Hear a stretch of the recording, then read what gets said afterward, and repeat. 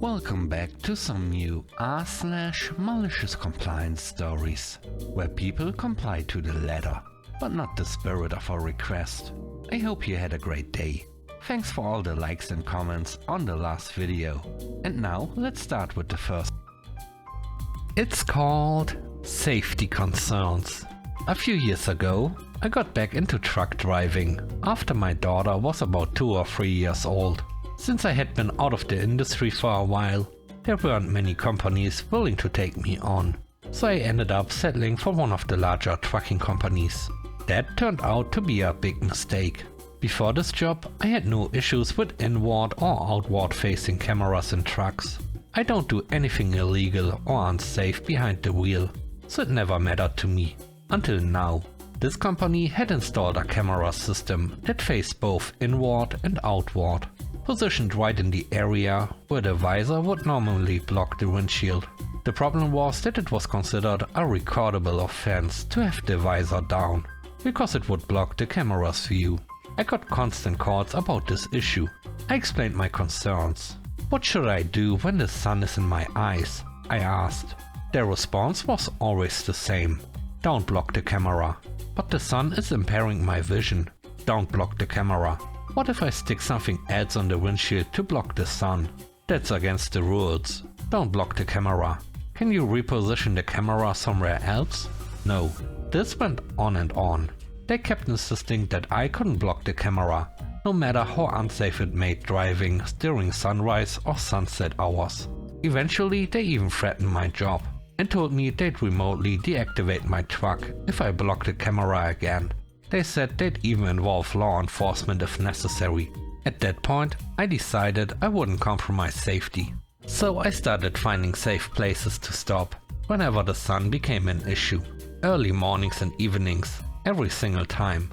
My dispatcher, who was thankfully an understanding person, asked me why my loads were running late and why I was stopping so frequently. I explained the situation. Safety won't budge and I can't see out the windshield with the sun blinding me. I'm not risking a crash because of a camera. He worked hard to adjust my schedule to accommodate my stops.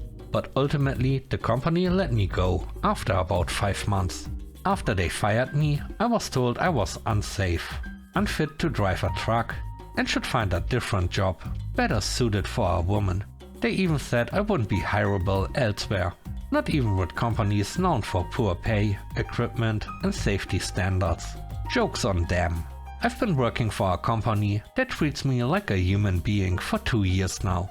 And I've seen at least 4 of their trucks in ditches during winter storms. My truck is still running strong. The next story is called Made Them Pay. I work as a breakfast cook for the largest hotel chain in the world. At a 4-star hotel in the largest French-speaking province in Canada.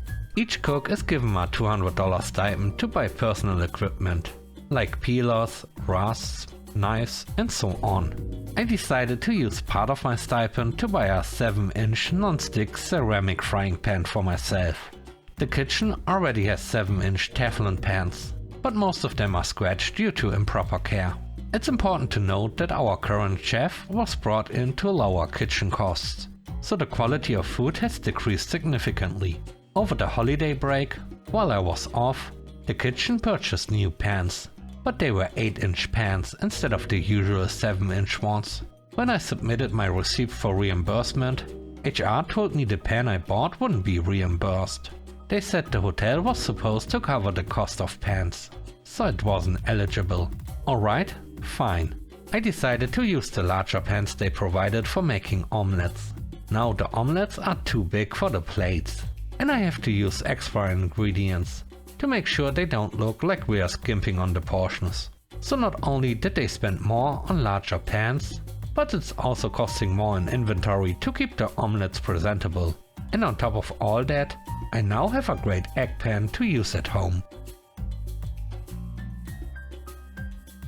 The third story is called Bank Survey. One of my banks merged with another and eventually closed the branch in my town. The closest branch was now a 30-minute drive away, so I started doing all my banking online. At some point, I needed to handle something that wasn't working online. so I made the 30-minute drive to the nearest branch. I stood in line, got to the counter and was told, "You could have done this online." That comment frustrated me more than it probably should have. But okay, let's play this out. You know, I tried for about 15 minutes and kept getting an error. I waited until this morning, tried again, got the same error, and decided to drive half an hour here for help. You could have called the toll-free number for assistance, or I could have come here for help. Yes, but calling might have solved the issue. Alright, let's do this instead. Let's close the accounts. That will solve the issue. At this point, the manager stepped in, trying to smooth things over, but I wasn't having it. You know, there's no reason I should have to spend an hour of my time driving to and from a bank.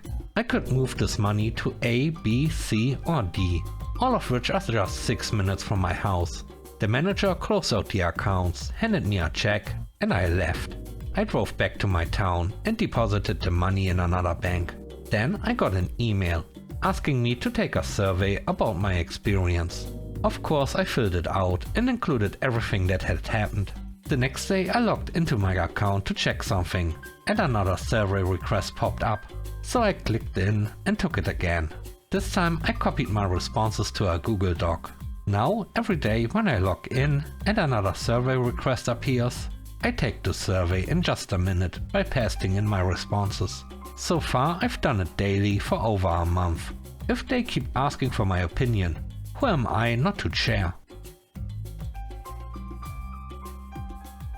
The last story is called Demanded Compliance. This whole thing started when I decided to brighten up my yard with some colorful flowers. Nothing extravagant, just some daisies, tulips and a little garden patch.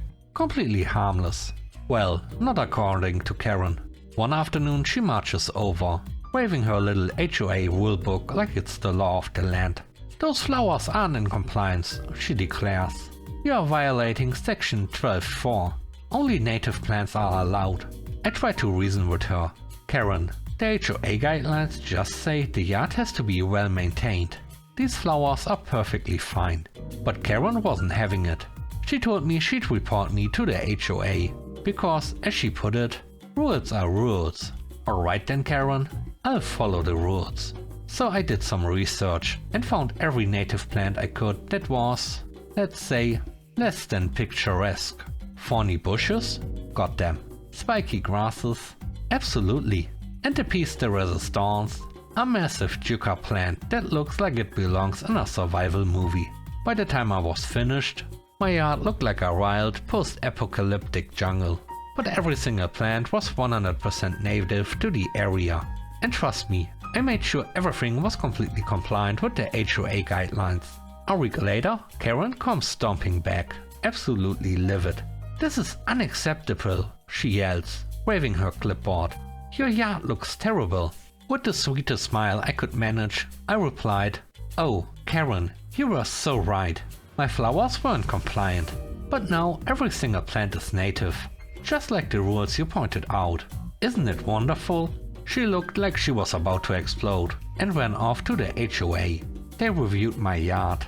Completely compliant. In the end, Karen received a warning from the HOA for harassing neighbors. Now I sit on my porch with my coffee, surrounded by my delightful chaotic jungle of compliance, while Karen avoids eye contact whenever she walks by. Thanks for watching the video to the end. I hope you enjoyed it. If you did, please don't forget to leave a like, comment and subscribe. And if you have time, watch another one of my videos. Also, if you want to support me further, check out the channel membership or Patreon. And now, I hope you have a great day. See you soon. Bye bye.